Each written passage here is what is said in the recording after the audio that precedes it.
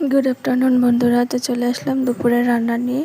তো আজকে রান্না হবে মাছ আর ছোট বেগুনের বড়া আর ডাল। তো ডালটা আমি বসিয়েছিলাম, তো এখন হয়ে গেছে, নামিয়ে নিলাম। আর এখানে আমি মাছের মধ্যে লবণ, হলুদ, লঙ্কা গুঁড়ো দিয়ে ভালো করে মিশিয়ে তারপর ভেজে নিব তাওয়াতে। তো এইভাবে তাওয়াতে ভেজে নিলাম। আর এখানে আমি মাছের ঝোল বানানোর জন্য স্কোয়াশ নিলাম।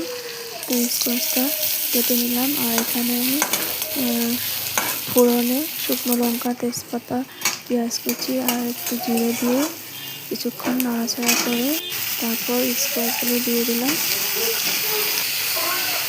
আর এর মধ্যে আমি স্বাদ মতো লবণ, হলুদ, লঙ্কা গুঁড়ো, জিরে গুঁড়ো, ধনে গুঁড়ো দিয়ে আবার কিছুক্ষণ নাড়াচাড়া করে ঢেকে দিলাম।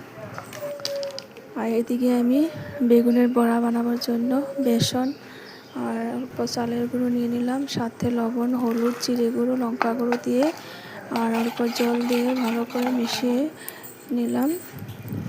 আর এখন ছোটো বেগুনগুলো এইভাবে চুবিয়ে তেলের মধ্যে ভেজে নিলাম। তো হয়ে গেল আমার ছোটো বেগুনের বড়া। আর এদিকে আমি ওই মাছের ঝোলটা কিছুক্ষণ জাল করে নেওয়ার পর ভেজে রাখা মাছগুলো দিয়ে দিলাম। তো হয়ে গেল আজকে আমার দুপুরের রান্না। কেমন লাগলো ভিডিওটা দেখে কমেন্ট করে বলবেন।